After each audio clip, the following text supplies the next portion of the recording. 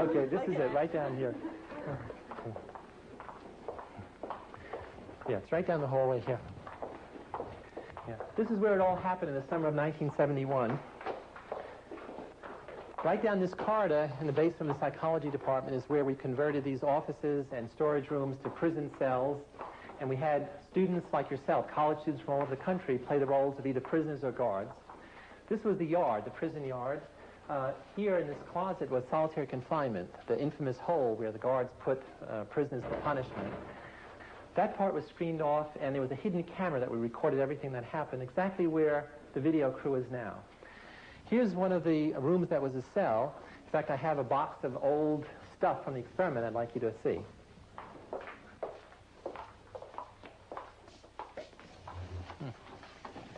Here's a box with old memorabilia from our study. The sign. This is one of the prisoners' uniform, prisoner 819. You can see it's really a dress. Here are the chains that the guards made the prisoners wear to remind them of their status. Military kind of uniforms the guards wore, their billy club, symbols of power and authority. And you can see over on the wall, one of the prisoners etched the days of the week to mark the passage of time, starting on Sunday, Monday, through the rest of the week. Well, how long did the study last?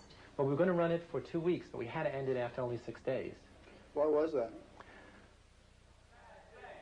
Prisoner 819 did a bad thing. Prisoner 819 did a bad thing. Prisoner 819 did a bad thing. Prisoner 819 did a bad thing.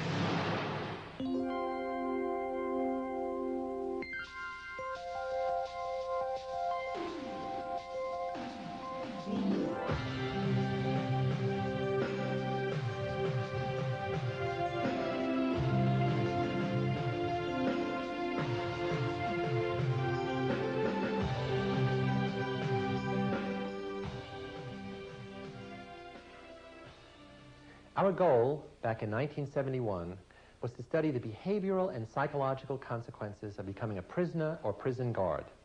To do this, we decided to simulate a prison environment, both physically and mentally, and then observe the effects of this institution on all those within its walls.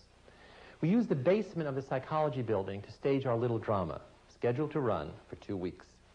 A corridor of small offices was converted into a functional prison environment. It was complete with 3 cells. There was a guard's room, the warden's office, my superintendent's office, and a closet used if necessary for solitary confinement. We recruited the help of some prison experts to assist us with our prison design and construction. Foremost among them was Carlo Prescott, an ex-convict recently released from serving 17 years behind bars in San Quentin and Soledad prisons. We placed an ad in the city newspaper asking for participants for an experiment studying the psychological effects of prison life. They would be paid $15 a day. Over 70 people applied. They were given diagnostic interviews and psychological tests to weed out all those with any signs of psychological abnormality, medical disabilities, or history of crime or drug use. 24 were selected.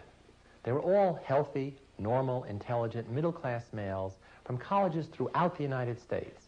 And with a flip of the coin, each was randomly assigned to play the role of prisoner or guard. It was only by chance that someone was chosen as prisoner or guard. Now, it is important to remember that at the start of this experiment, there were no psychological differences between those students assigned the prisoner role and those assigned to be guards. An undergraduate student, David Jaffe, took on the role of prison warden. I acted as the prison superintendent, while psychology graduate students Craig Haney and Kurt Banks handled a variety of prison staff responsibilities. I met with the students selected to be guards on the day before the experiment was to begin. I had to explain to the guards that they could not in any way hit the prisoners, but they could create in the prisoners feelings of boredom, a sense of frustration. Frustration can create a sense of fear in them to some degree. It can create the notion of arbitrariness, that their life is totally controlled by us, by the system, you, me, Jaffe, and they'll have no privacy at all. Their cells, they're going to be sleeping in rooms with bars on them. There'll be constant surveillance. Nothing they do will go unobserved. They have no freedom of action. They can do nothing or say nothing that we don't permit. We're going to take away their individuality in various ways. In general, what all this leads to is a sense of powerlessness. That is, we have total power in the situation, and they have none. So what's going to happen tomorrow is, we told the students to wait in their houses or rooms where they're living. Squad car is going to pull up. Two policemen are going to come out and ask the guy his name. He gives it to him, that you've been suspected of a crime. I don't know. They'll just leave it vague. They'll say drugs or something. Come with us, handcuff them, put them in the car, take them down to the police station, take them to the security underground entrance, detain them, fingerprint them, book them, blindfold them, and then Kurt and Fanny are going to pick them up, because they'll be blindfolded, they won't know, and say, come on, moving out, and then bring them down here, and take the blindfolds off, then they'll be in the prison. Then we're going to take their clothes off,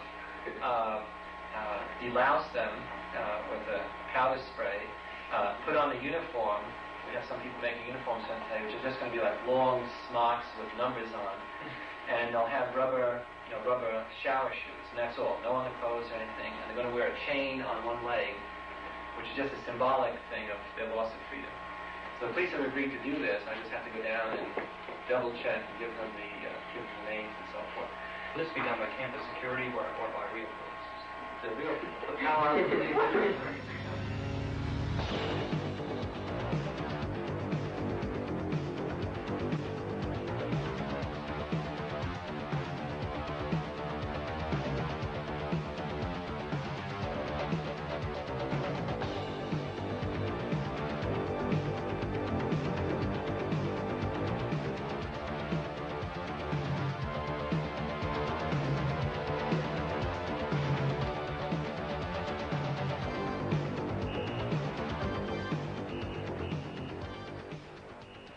Police car pulls up in front, and a cop comes to the front door and knocks and says he's looking for me.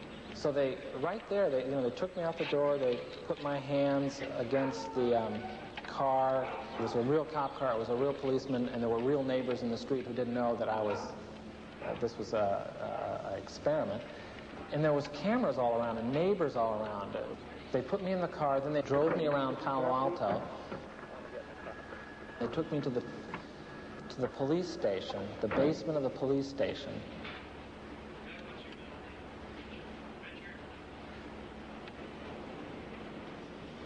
Then they put me in a cell. I was the first one to be picked up, so they put me in a cell, which was just like a room with a door with bars on it.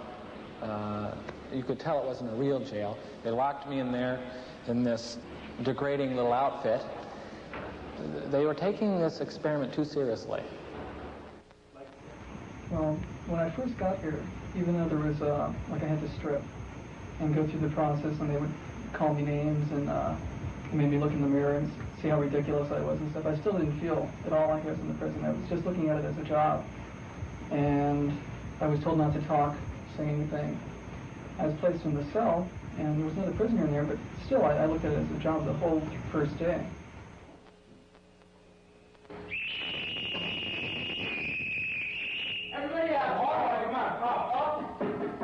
Well, gentlemen, here it is time for count. At 2:30 a.m., the prisoners were rudely awakened from their sleep by the night guard shift for their count. The guards were told to routinely perform counts to familiarize the prisoners with their numbers and determine that they were all present and accounted for.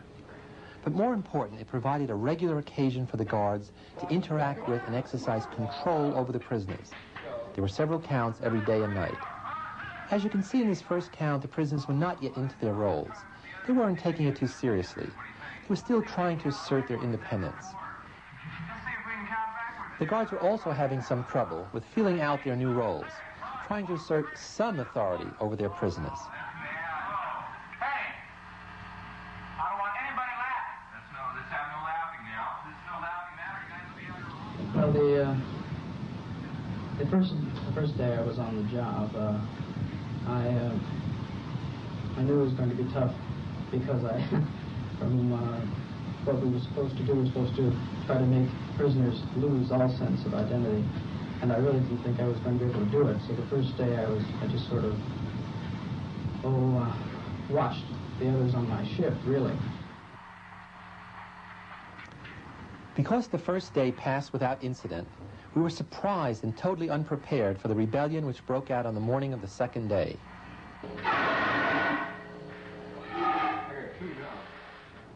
When waking the prisoners for the 10 o'clock count, the morning guard shift found that the prisoners in cell number 1 had removed their stocking caps, ripped off their numbers, and barricaded themselves inside the cells by putting their beds against the door.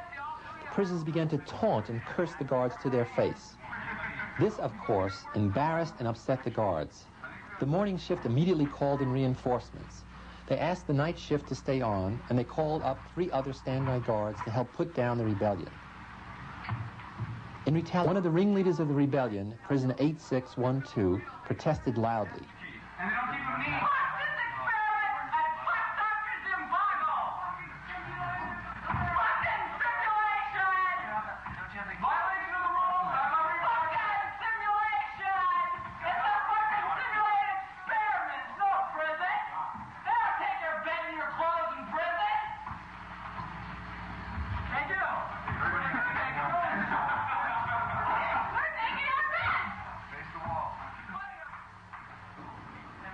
The guards threw him into the hole.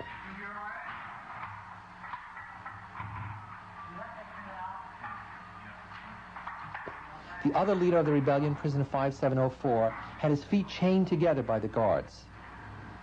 The rebellion was temporarily crushed, but a new problem faced the guards. They realized that 9 guards could, of course, control 9 prisoners. But how could a regular shift of only 3 of them maintain control over the prisoners without using physical force? One of the guards came up with the idea of using psychological tactics instead of physical ones. The guards set up a privilege cell, and prisoners who were least involved with the rebellion were put in there and given special privileges. They got their uniforms back, they were allowed to wash themselves and brush their teeth. The others were not. Beds were returned to the privileged cell. Prisoners in the privileged cell were offered a special meal, while the others were only allowed to watch. Yet the privileged prisoners refused to eat the special meal, showing their solidarity with the punished prisoners. Prisoner 1037 refused to come out of the hole until all the beds had been returned. The prisoners seemed to be winning. The guards took measures to increase their control over the prisoners, making them do push-ups, sit-ups, and jumping jacks to punish them. The guards began to implement more strip searches. Every aspect of a prisoner's behavior fell under the total arbitrary control of the guards who were on any given shift. Prisoners who had been rewarded were now punished by the guards for no reason. Going to the toilet became a privilege that a guard could grant or deny. And after the 10 p.m. lockup, the prisoners had to urinate and defecate in a bucket, which was left in their cells. And on occasion, the guard would refuse to let the prisoners empty that bucket until morning, and the cells began to smell. The harassment by the guards and the worsening of prison conditions got to prisoner 8612, the rebellion leader. He decided he had enough. He wanted out. So he started complaining of headaches and stomach pains. 8612 was interviewed by the staff. The warden was unsympathetic. Our ex-convict prison consultant, Carlo Prescott, ridiculed him as a white boy unable to cope with minimal prison hardships. And I, as the superintendent, offered him a deal. No more guard harassment of him in return for some information from time to time. In short, I asked him to be a snitch. I told him, think it over and let me know your decision later that night. Confused, 8612 returned to the yard during the evening count and told the other prisoners that no one could get out. 8612, against the wall. Against the wall, 8612. Somebody help him. You got the key to the handcuffs first? Well, I just gave this special officer. Like, if I gotta be in here, I'm not gonna put up with any of your shit. I mean, you know, really. I mean, I couldn't get out. I spent all the time talking to doctors and lawyers. Help him against the wall. Well, they won't let me out. You can't get out of here. Obviously, this news coming from one of their respected leaders had a dramatic impact on the other prisoners. He said, you can't get out. And then you really felt like you were a prisoner. You know, you maybe was in Barnum's experiment and maybe you were getting paid for it, but damn it, you were a prisoner. You were really a prisoner there. I was told that I couldn't quit. And at that point, I felt that, well, it was really a prison. And at that point, I don't know, there's no way I can describe how I felt. I just felt totally hopeless. More hopeless than I'd ever felt before. There were no more signs of rebellion in the prison. But prisoner 8612 couldn't believe that he had lost all control over his situation. His confusion amplified the frustration and feelings of helplessness that he was experiencing. 8612 decided that the only way to get out was to show everyone he had gone crazy. Then they would have to release him. He began to play the role of the crazy person, but soon the role became too real as he went into an uncontrollable rage. I feel so fucked up inside. I feel really fucked up inside. You don't know. I gotta go. To a doctor, anything. I mean, Jesus Christ, I'm burning up inside. Don't you know? I can't say that. I'm fucked up. I don't know how to explain it. I'm all fucked up inside. I want out! I want out now! Less than 36 hours into the experiment, we had no choice but to release prisoner 8612. Tuesday was visiting day. We were worried that once the parents saw the condition of our jail, they would want to take their sons home. We decided to manipulate both the prisoners and the visitors to preserve our institution. First, we cleaned the prison and groomed the prisoners. The guards took down the sign over the hole, fed the prisoners a hot meal, and warned them not to complain or the visiting hour would be cut short. When the visitors arrived, they were first greeted by an attractive receptionist, Susie Phillips. Music was piped in over the intercom system. The visitors were made to register and then to wait half an hour while their sons were finishing a late dinner with some extra dessert. We wanted to undercut any complaints the prisoners would make by having the situation be so obviously pleasant and benign. Also, we wanted the parents to attribute some unexpected inconveniences to their sons' neglect in writing to them about a number of visiting rules and regulations. Visits were monitored by a guard, limited to only 2 visitors per prisoner and to only 10 minutes total. Of course, these adults complained about such arbitrary rules. But since they obeyed despite their dissent, the institution had retained its authority in this situation. Visitors left their distressed sons in our jail, content that we were doing a good job in running this simulated prison experiment. Visiting hour went off without a hitch. The hitch came after the visit, when the parents had left. The guards had picked up a rumor that the prisoners were planning an escape. According to the rumor, prisoner 8612, whom we had released the day before, was going to return with a bunch of his friends and force the release of the other prisoners. Next, we decided to dismantle the prison and move all the prisoners up to a remote storage room on the top floor. Extra guards were called in to help clean it out and transport the inmates and bolster security. The plan was for me to be waiting in the basement in the empty corridor when 8612 returned with his friends. I would tell him that we decided to end the experiment early and that everyone had gone home. After they left, we would rebuild the prison. We even discussed luring 8612 back and then imprisoning him because he had been paroled under false pretenses. The confrontation never came off. No one ever showed. The guards had wasted the whole day tearing down and then rebuilding their prison, and even missed lunch. Someone was going to pay for all this. Down. Up.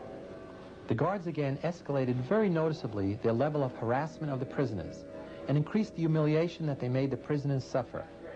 Down. Push-ups increased in number and severity. The counts became grueling ordeals lasting for several hours. They made the prisoners clean out toilet bowls with their bare hands and polish the guards' shoes. Prisoners, and I began to lose all sympathy I had for them, and any respect that might have been present, I just shut out. Then I began to treat them as coldly as possible, as harshly as possible, and by the third day, I had done such a good job convincing myself that I was acting like that. I treated the prisoners like they were of a distinct inferior order than myself, I would say. Smoking is a privilege. Smoking is a privilege. What is smoking? A privilege. What? A privilege. Smoking. Prisoner 819 was our next problem. He refused to take part in the 6 a.m. count and to do any exercises. Then he messed up his cell and barricaded himself in. In retaliation, the guards made his cellmates do mindless work of moving boxes back and forth. You're not only not getting a cigarette, but for as long as the cell is blockaded, you're going to be in solitary when you get out. I go what? Down and out. Keep an eye on him. 819 was put in the hole. Just then, we were visited by a Catholic priest who had been a real prison chaplain. He had agreed to come down to assess the reality of our situation compared to those he had known. The prisoners were invited to talk with him, and only 819 refused. Some surprising things happened. When introducing themselves, half of the prisoners used their number, not their name. When asked why they were in jail, most answered with the charge told to them by the Palo Alto police. The priest asked them what action they were taking to get out of jail while they were awaiting trial. The prisoners really got confused. He chided them for not knowing their civil liberties and for not getting a lawyer to bail them out. He followed through with his role as prison chaplain by calling some parents to get a public defender for their imprisoned sons. Prisoner 819 finally agreed to meet with the priest. As soon as he was taken out of the hole and he started talking with the priest, 819 broke down crying. I tried to calm him down and took him to a special rest and recreation room down the hall. After a good meal, he could leave if he wanted to. The priest told me that 819 and our other prisoners were acting just like first-timers, who were confused, frightened, and emotional before they got hardened by the prison system. Our jail seemed very real to him. Meanwhile, the guards were assembling the prisoners for the 11:30 count. Prisoner 819 did a bad thing. Prisoner 819 did a bad thing. Prisoner 819 did a bad thing. Prisoner 819 did a bad thing. As soon as I realized that 819 could hear this, I rushed to the room where I had left him.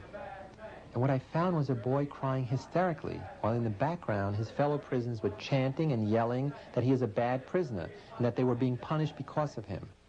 Because of what prisoner 819 did, my cell is a mess. Because of what prisoner 819 did, my cell is a mess. No longer was this a count disorganized and full of fun as it was on the first day of the experiment. Now the count was marked by its conformity, compliance, and absolute unison. It was as if one voice called out that 819 is bad. I tried to console prisoner 819 by offering to let him go, but he insisted on staying. He told me that he couldn't leave knowing that the other prisoners thought he was a bad prisoner. I managed to get through to him by reminding him who he really was, and what this place really was, and who I really was. As that other reality broke through, he agreed to be released from his imprisonment and quit the experiment. To replace prisoner 819, we brought in a new prisoner from the standby list, prisoner 416. Like the others, he was stripped, deloused, and placed in the prison environment. We wondered what effect would this newcomer have on our old-timers who had been through so much, and how would this all look to him? The madness of this place, which had evolved gradually for the other prisoners, was for him full-blown upon arrival. If he rebelled against the guard's authority, would the others follow this new leader, or not? Prisoner 416 began his revolt by refusing to eat. He went on a hunger strike. Amazingly, the prisoners were so divided among themselves that instead of rallying around 416, they refused to join him. To them, he was just a troublemaker. The guards used this lack of solidarity displayed by the other prisoners to try to break and control prisoner 416. Ironically, they began by making him sing Amazing Grace. 416, while they do push-ups, you sing Amazing Grace. Ready? Down. Amazing grace, how push-ups on your own. The sound to save a wretch like me. Keep going. Once I was blind, but now I see. I was blind, but now I see. Since I saw God, I'm free. Not bad. Everybody over your back on the floor. Oh, stay down there. Stay down there. By this stage in the experiment, the prisoners had displayed 3 ways to cope with their feelings of frustration, absolute powerlessness, and their growing sense of helplessness and despair. At first, most prisoners fought and rebelled against the guards. By now, 4 of them had reacted passively by breaking down emotionally, forcing us to release them. And still others had reacted by becoming model prisoners. One such prisoner, 2093, was nicknamed Sarge by the other prisoners because of the way he followed the guards' orders so readily. It was also apparent that there were 3 types of guards. The good guards, who felt sorry and did little favors for the prisoners. Tough but fair guards who followed the rules. And the sadistic guards who constantly degraded and humiliated the prisoners. As a group, the guards now had total control of the prison, and except for prisoner 416, they had the obedience of every prisoner. They could literally dictate whatever behavior they wanted from them. The guards tested their control over the prisoners by making them write a letter home. No need to visit, it's 7th heaven. No need to visit, it's 7th heaven.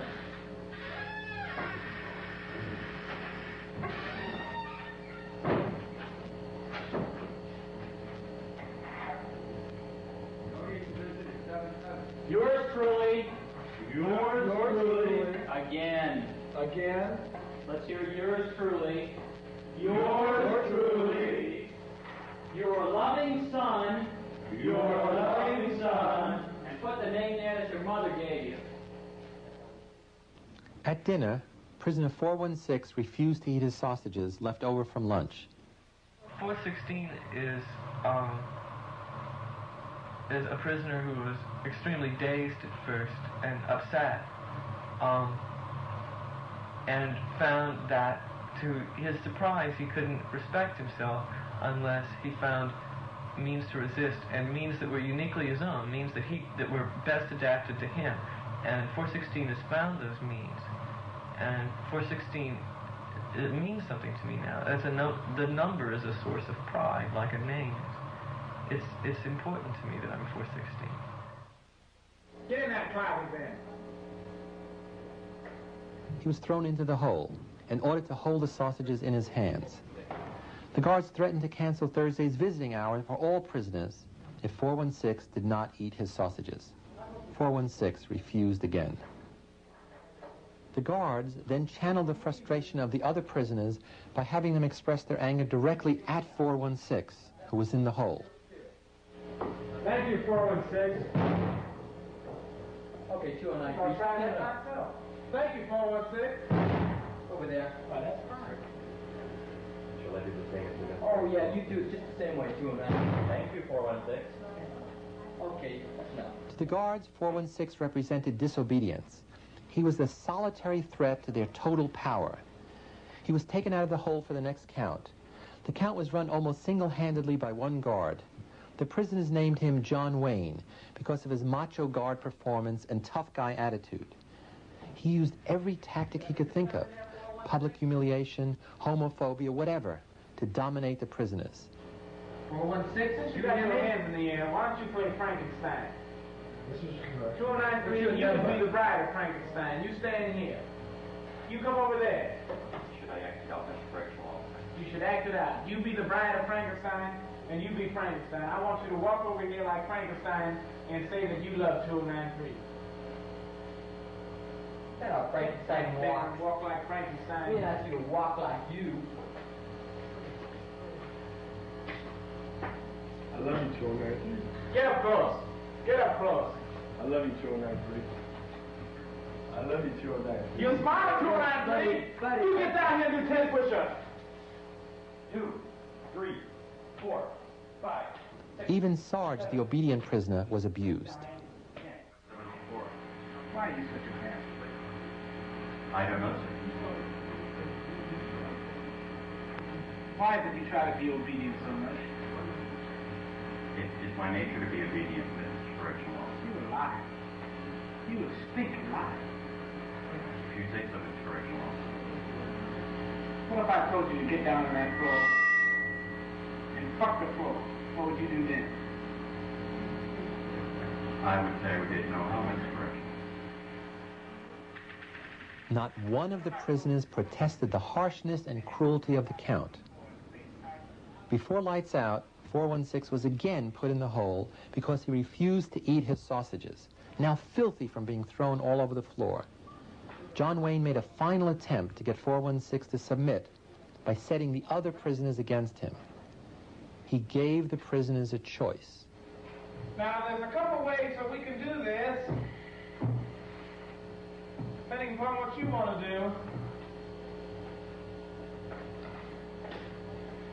Now, if 416 does not want to eat his sausages, then you can give me the blankets and sleep on the bare mattress, or you can keep your blankets and 416 will stay in another day. Now, what will it be? I'll keep my blanket. What will it be over here? I'll keep my blanket. How about 5486? I'll give you my blanket, Mr. Correctional Officer. You don't want his blanket. Well, now you boys got to come to some kind of decision here. Well, you two and I, how do we feel about this?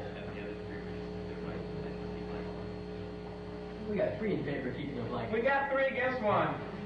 Keep your blankets. 416, you're going to be in there for a while. So just get used to it. I was watching all this on the television monitor in my office with one of my graduate students.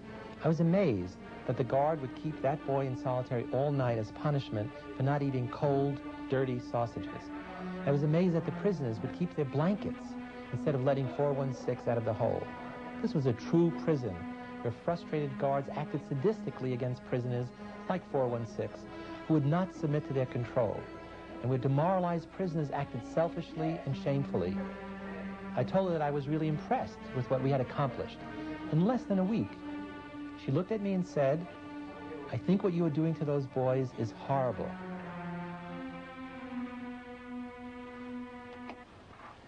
And she was right. I had to end the experiment, because that's what it was, an experiment, not a prison. These were real boys who were really suffering, and that fact had escaped me. I and everyone else around me, except for that graduate student, had gotten so far into their prison roles, prisoner, guard, superintendent, whatever, that it was hard to separate reality from the simulation. It just didn't occur to me until she spoke out that I, as a psychologist, as a human being, had to do something about that suffering. I had to end the experiment.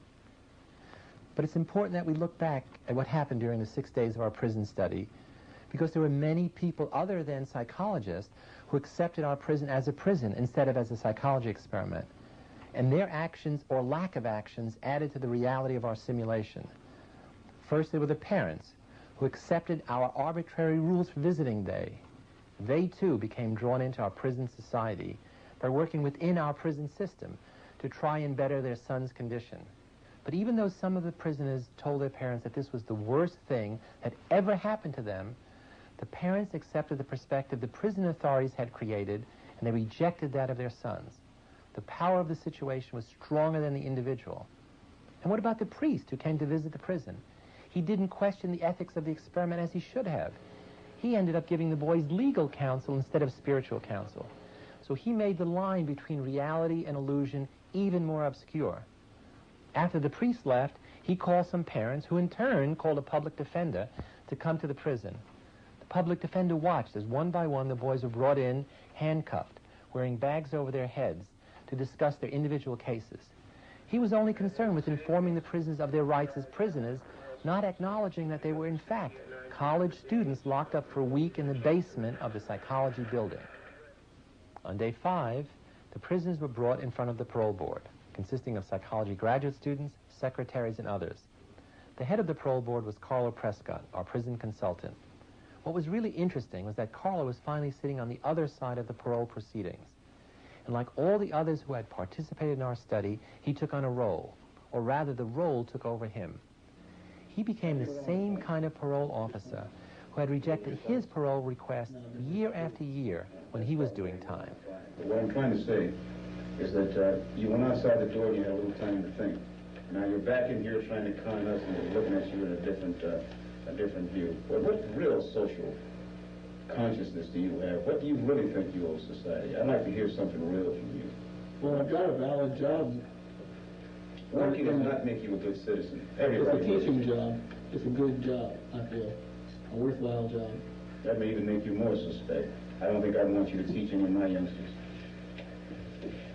It was only afterwards that he realized that he was using the same rationale against them, the students, that his parole officers had used against him to reject his parole requests. I've got nowhere to go while I'm in here, and I don't know what my sentence is. So the only hope I have is to just wait it out and try and live it as pleasantly as I can. Well, I'll tell you something. With your attitude and the way that you've expressed yourself in this particular board meeting, if we were going to definitely make recommendations, you know, I would see to it personally that you were here until the last day. Personally. So we had to stop the experiment after only 6 days. The prisoners and guards were then debriefed, and they all vented their feelings. And then we got together a few months later to analyze the whole experience. They had some interesting things to say about it.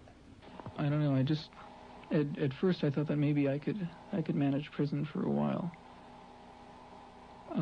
Right now I don't think I could manage it at all. I don't see how anybody really could without coming out really hateful. What made the experience most depressing for me was the fact that we were continually called upon to act in a way that just is contrary to what I really feel inside.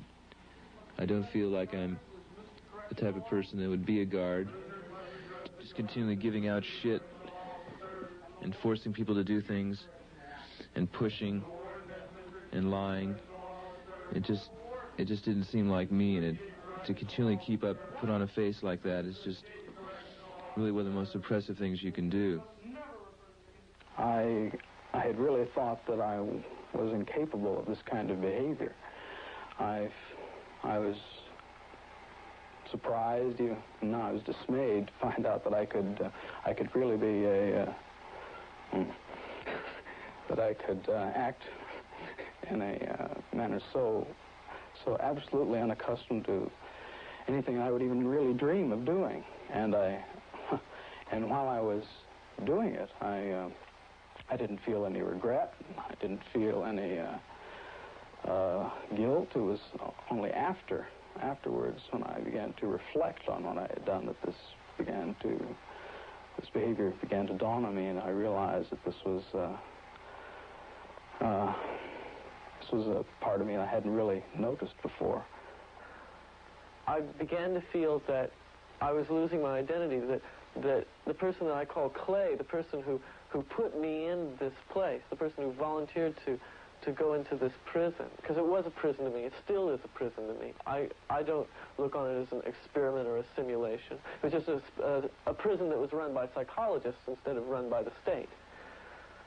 I began to feel that identity, that the person that I was that had decided to go to prison was distant from me, was remote, until finally I wasn't that. I was 416. I was really my number, and 416 was going to have to decide what to do.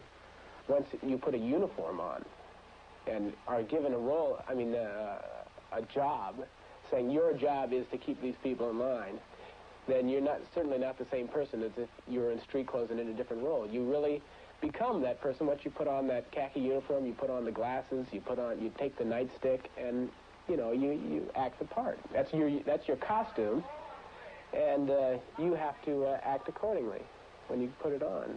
It harms me. Why? I mean harms. I mean in the present tense, it harms me. How did it harm you? I know what you can turn into. I know what you're willing to do. If you say, oh, well, I'm not going to hurt anybody. Oh, well, it's a limited situation. It's over in 2 weeks. Well, you in position, what would you have done? I don't know. I can't tell you that I know what I'd do. Would you believe? I don't believe I would have been as inventive as you. You mean, I don't believe I would have applied as much imagination to what I was doing. Do you understand? Yes, I understand. I think I would have been a guard. I don't think it would have been such a masterpiece. I didn't see where it was really harmful. It was degrading, and that was part of my particular little experiment to see how I could... Your particular little experiment. Yes, Why don't you tell me about that? I was running little experiments of my own. Tell me about your little experiments. Okay. I'm curious. I wanted to see just what kind of verbal abuse that people can take before they start objecting, before they start flashing back. Yeah. Under the circumstances, that it surprised me that no one said anything to stop me. No one. I started to abuse people so much. I started to get so profane that, and still people didn't say anything.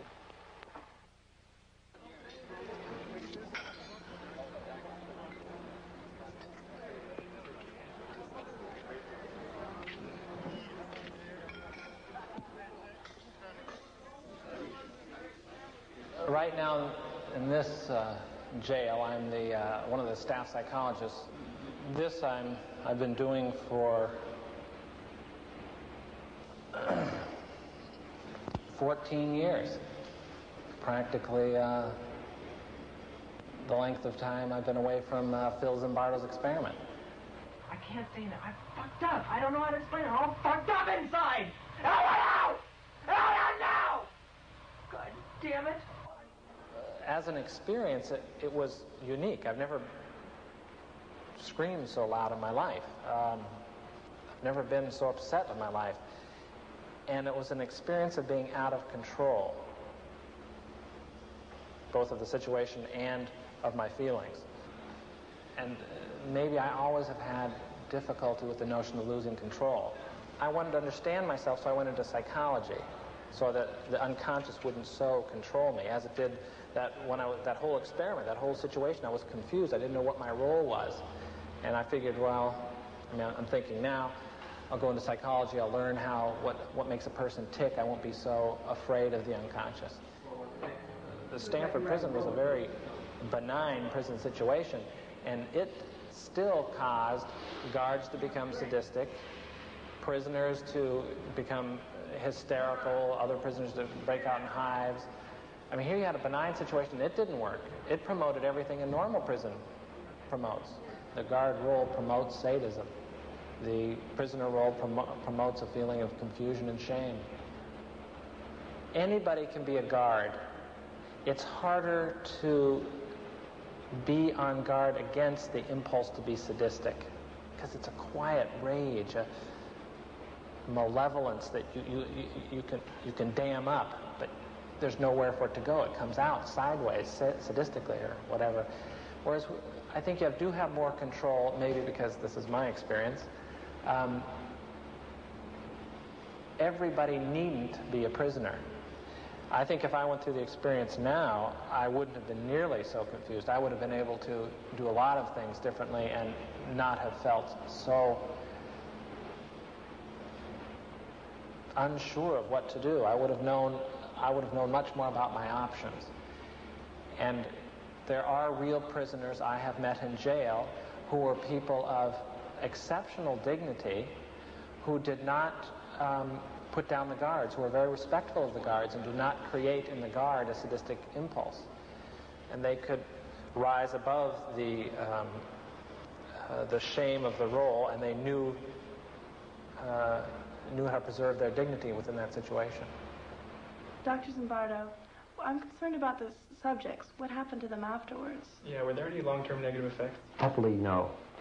We did do extensive follow-ups, both bringing all the subjects back individually or in groups over a period of that first year, and then for the next 10 years, we've surveyed them by mail and phone. And the consensus is that they did suffer during that week, but they learned a great deal about themselves and about human nature that most of them say was quite valuable.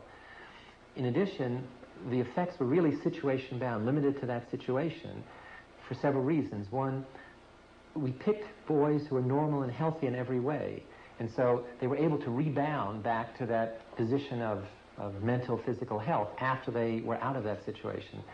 And then we were able to explicitly make the point that what we saw, what they experienced, was the power of the situation. So it told us about the situation they were in and not anything about themselves. That what they did was not diagnostic of any personal pathology. It was diagnostic of the pathology of prison-like situations. Why didn't you stop it sooner? It seems unethical to let it go on for so long. It was unethical. There's no question about that. People suffered in this experiment as subjects. It went on too long because I got trapped in the dual role of principal investigator of the research project and prison superintendent of the Stanford County Jail, which I never should have done. The other issue, the central issue about the ethics of this study weighs the cost to the subjects, which were real and tangible, their suffering, against possible benefits to them and benefits to science and society. And we were able to use this study to promote prison reform. Lastly, the study makes a very profound point about the power of situations, that situations affect us much more than we think, that human behavior is much more under the control of subtle situational forces, in some cases very trivial ones, like rules and roles and symbols and uniforms, and much less under the control of things like character and personality traits that we ordinarily think as determining behavior. I'm a college undergraduate. I can't possibly imagine myself ever being a prisoner or a guard. What relevance would this have for the everyday person? Yeah, and is there as much relevance for females as well? Yeah, it's important not to think of this as prisoner, or guard in a real prison. The important issue is the metaphor of prisoner and guard. What does it mean to be a prisoner? What does it mean to be a guard? And a guard is somebody who limits the freedom of someone else, uses the power in their role to control and dominate someone else. And that's what the study is about. And so any situation you're in where there's this power relationship between husbands and wives and parents and children and teachers and students and doctors and patients and in the military and so many situations, we think this study has relevance for you. In thinking about this kind of research, we began to think, what are the situations in which people voluntarily give up their freedom? Well, the one obvious kind of person who internalizes both the prisoner and guard mentality, the part of you that says you can't do it, which puts coercive limitations on you, and the part of you which says, okay, I have the ability and motivation, but if you say so, I won't do it, and limits his or her own freedom, is the shy person. And that we began to see shyness as a self-imposed psychological prison. And right after we finished the prison experiment, we began thinking about shyness and studying it, and it turns out nobody had ever studied it seriously. And so for the next 15 years, we have been doing research on shyness at Stanford, and then set up the first Stanford shyness clinic, the first shyness clinic in America, the Stanford Shyness Clinic. And so we went from imprisoning people in our experiment to doing research and then therapy, which has exactly the opposite goal, to try to help people free themselves from prisons that they create. So we think it has very important implications for all of us in our everyday life.